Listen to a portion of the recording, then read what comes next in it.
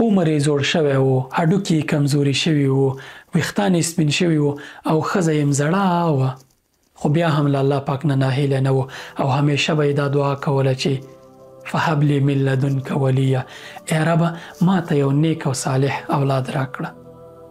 الله پاک دعا قبول کړله، سره له دې چې که دنیایي اسباب او نور امکاناتو نه ورته وګوري، زوړ انسان چې عمر یې پوخ یو زړه ښځه اولاد چانس ډیر کم دی. خو الله پاک ورته زیری راولېږه چې یا زکریا انا نبشرک بغلام اسمه یحیی، ای زکریا علیه السلام موږ تا ته زیری درکوو. ملایکو ورته زیری راوړ چې الله پاک به تا ته په همدې عمر کې اولاد درکوي.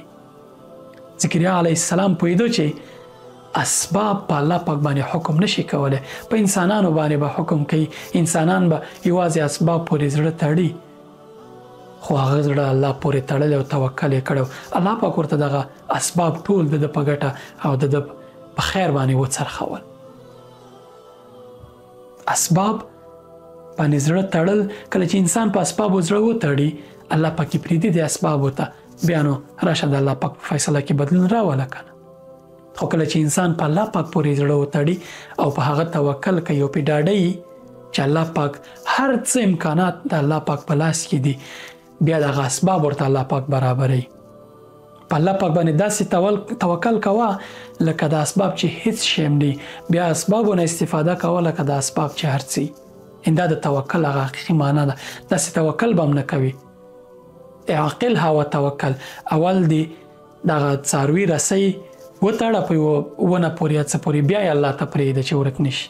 هماغه څه چې پیغمبر صلی الله علیه وسلم یو صحابي ته وویل. ته هم په اسبابونه استفاده کوه، اسباب برابروه، خو په الله پاک باندې به لومړی توکل کوي. یوازې اسبابو پورې ځان مه تړه، یقین پې مه کوه، بیا د الله پاک اسبابو ته پرېږدي او بیا به ناهیلې او ناامیده کېږه. مه په الله پاک بدګمان مه کوه چې زکریا علیه السلام ته ورکوي، تا ته اولاد درکوي. مریم علیه السلام ته په معجزه‌ایي ډول ورکوي، ابراهیم علیه السلام ته په لوړ عمر ورکوي.